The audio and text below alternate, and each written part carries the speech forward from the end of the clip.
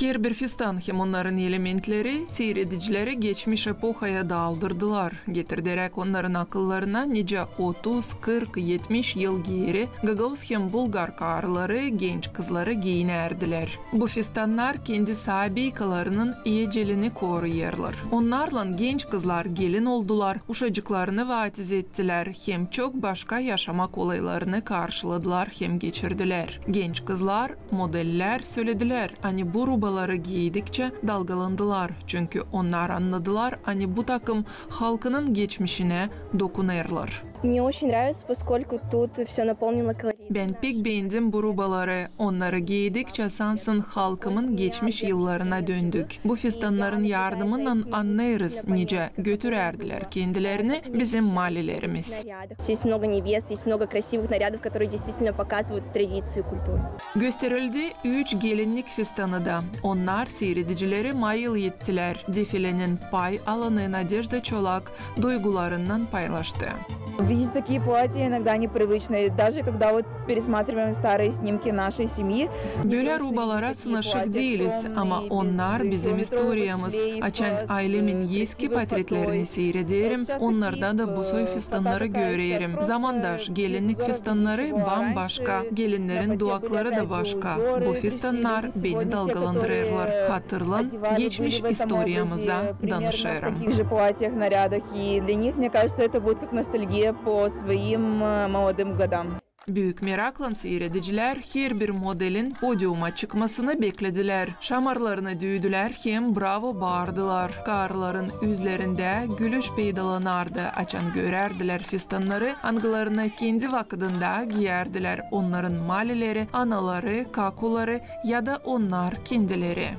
Benim gelinlik fistanım bu fistanlar gibiydi. Sağ olsunlar bu genç kızlar hani giydiler bu rubaları da onlara bakarak geçmiş yılları aklıma getirdim. Gördüm nice giyinerdiler bizim babularımız hem analarımız.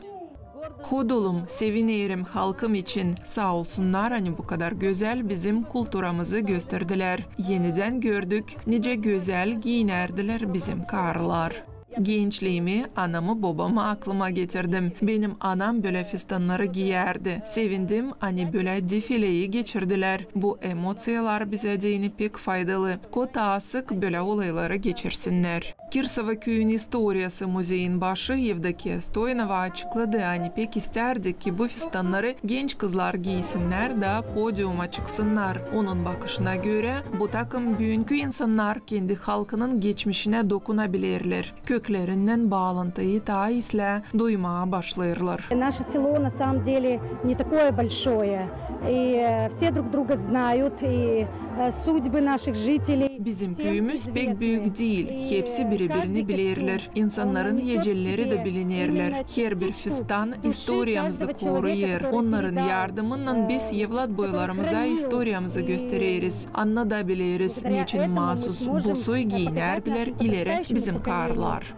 Каков был народ ранее, как он жил, как он одевался. Geçirmeye bu defileyi ideya birdenbire peydalandı söyler Kirsova köyün historiası müzeyin başı Yevdakiya Stoyanova. O kısımda bu müzeyde sadece 3 fistan vardı ama uzman niyetinden atılmadı da 2 ayın içinde bu fistanların sayısı 20'yi aykırıladı. Yardımcı oldular köylüler. Onlar bağışladılar müzeye rubaları, angıları yıllar boyunca kendi evlerinde korudular. Ben inanıyorum hani bu giyimlerin yardımıyla biz hem geçmişimizi koruyarız hem de kulturamızı ilerletiriz.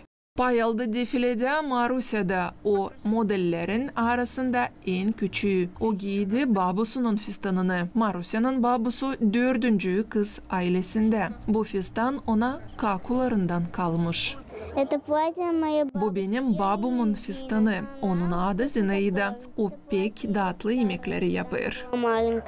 20 fistandan ziyade gösterildi defilede. Nice söyledi Kirsova köyü historiası müzeyin başı Yevdakiya Stoyanova cümlenin baş davası kendi halkının historiasını koruma, adetlerini de ilerletme. Valentina Çoban, Vladislav Tabachuk, Artyom Topal, GRT Haberler.